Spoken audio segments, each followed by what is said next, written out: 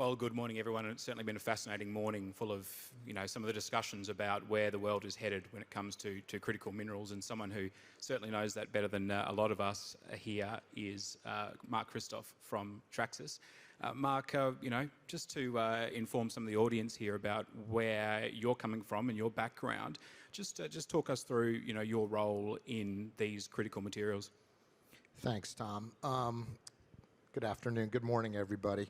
Traxys, I've been in the business for 40 years and started in the critical metals at the beginning of my career. And Traxys today is 500 people in 20 offices around the world. We have 36 different nationalities. We speak 50 different languages and have top-line revenue of circa 10 billion. And we specialize in over 65 different raw materials.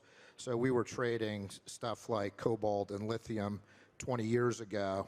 We identified rare earths as a critical material many years ago. And I would say what's quite interesting, and the previous panels touched on this, is we've seen a significant transformation post-COVID. And my career for the first 35 years was one of a globalization trend. When I started in the business, China produced 30 million tons of steel. Today, they'll produce 1 billion tons of steel. We were exporting product from China. China is now the consumer of 50% of all materials. And obviously, with the geopolitical tensions that have come through the trade initiatives by different trade blocs, some of the terrible ramifications of the conflicts in Ukraine, in the Middle East now, are really upsetting traditional trade flows, and we find ourselves having to find new solutions. Certainly a lot of those critical materials and those trade flows that have been disrupted. I know I woke up to an email, and for those of you who don't know what Argus does, we price. And I woke up to an email regarding a new nickel price for Indonesia, which has just been released. So there's a lot of changing kind of flows and changing alignments. How does a company like Traxys kind of deal with those challenges? Yeah, we're basically a problem solver for our customers, and we find these geopolitical changes, which are basically disrupting traditional supply chain and supply flows, as an opportunity to provide new solutions. So we, really, with our global footprint, have access to product in different markets and can quickly pivot and provide alternatives. We saw this in Europe with the supply of Russian nickel, where many of our customers who had relied traditionally on Russian nickel needed alternatives overnight. So we had to come up with alternative answers to those and really shifting traditional supply chains to new supply chains that provide those solutions. Is there a key kind of commodity example you can give about a solution you did find for a client at some stage in the last 3 years of quite unprecedented disruption? Yeah,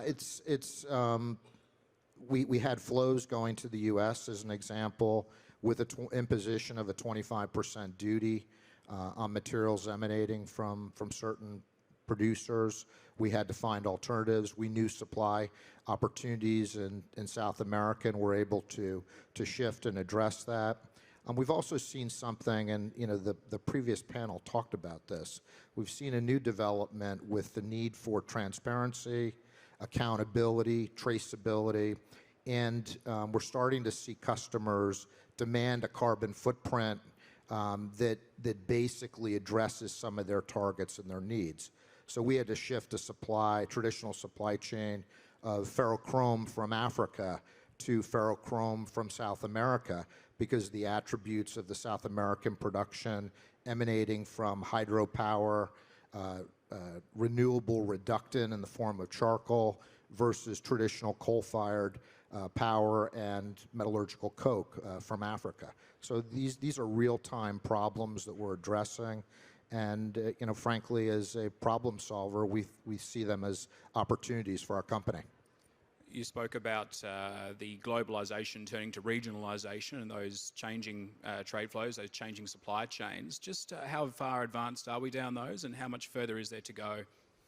Yeah, I think we're in, to use a baseball analogy, the first or second inning of these changes. It's going to take time, as many of the other panelists have mentioned. You don't solve these new production solutions overnight. It's going to take collaboration between government and private enterprise to work within the framework. And I see a near medium-term solution is the rehabilitation of brownfield production assets that for one reason or another stop producing. I think you can start those faster because in many cases they're already permitted, there's infrastructure in place, and we've been trying to identify those examples. But it's complex, it's going to take time, and we're going to need a partnership that works together. The IRA, a massive program. We've really seen nothing like it before. What was your initial response to that, and how has that maybe changed over the last few months, or even the last couple of quarters in terms of how it's going to play out for Traxys? Yeah, it was met with a huge sigh of relief. Our Cold War dividend was buying substantial quantities of stockpile material deemed to be in excess of strategic requirements from different governments. Our two biggest suppliers were the U.S. Department of Defense and the Defense Logistics Agency and the Soviet Union's Ghost Reserve. So the governments were all disgorging product that they thought was in excess of their needs. I joked 3 decades ago, one day we're going to be selling this all back to you. And I think what we're seeing is with the geopolitical tensions around the globe, with the focus on transparency and accountability in the supply chain, governments are moving very rapidly to try to support initiatives that can bring local, regional production solutions to bear.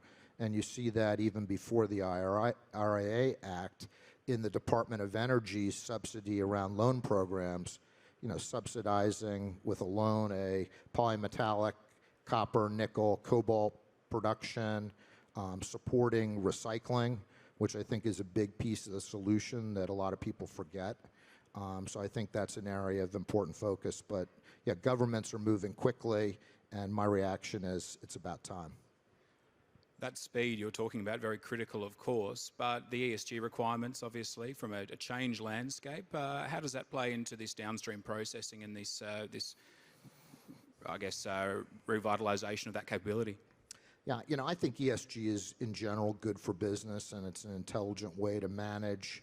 I think the mining and extractive industry has done a poor job at really advocating the important work that we've done across the industry to think about the environment, to improve local communities. And I think that focus is timely and important for the next evolution. And I think ESG is driving decision-making, as it should, for many companies. I note that comment from a couple of sessions ago about the bipartisan nature, I guess, of the rebuilding of the US critical materials stockpile. What sort of challenges does that provide in terms of these competing markets for these particular materials? I'm thinking not only the defence uses, but of course the energy transition requirements as well. Yeah, I think it is a challenge. It is one of the few things in the U.S. where there is bipartisan support. So I know many of my colleagues from around the world have asked that question, what can anybody agree on? This is one item that people can agree on in the U.S. I think as a backdrop, it's not only the energy transition materials like lithium, nickel, cobalt, graphite, it's also the advanced steel-making raw materials that go into civilian and military aircraft applications, med device, which is booming and creating huge demand for superalloys. Most people in this room will have a nickel cobalt knee or shoulder in the future, so it's driving all of these materials. And we see very strong demand. I think the other aspect of this is you still have a very small percentage per capita consumption of some of these critical materials in some of the developing markets, including China. So there's a huge backdrop of demand that we see coming, and these supply opportunities will need to be found to solve for that demand and that need.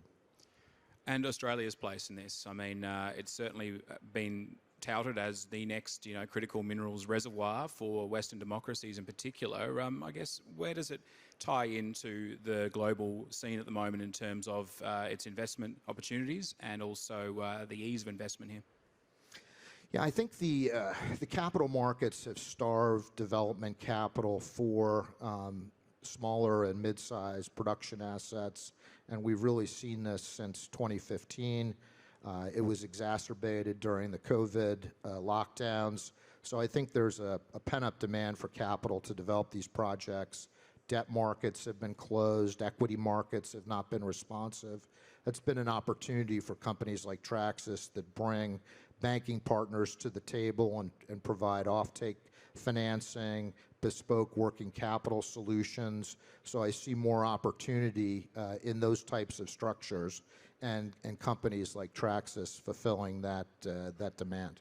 And public-private partnership, where does that sit? Yeah, I think it's essential. We're going to see governmental mandates that are going to require enhanced public-private partnership, and that is the way the world is moving today. And I think that's a very important opportunity for many of us in this room to work together as private industry with governmental sponsors in regions where there's interdependence.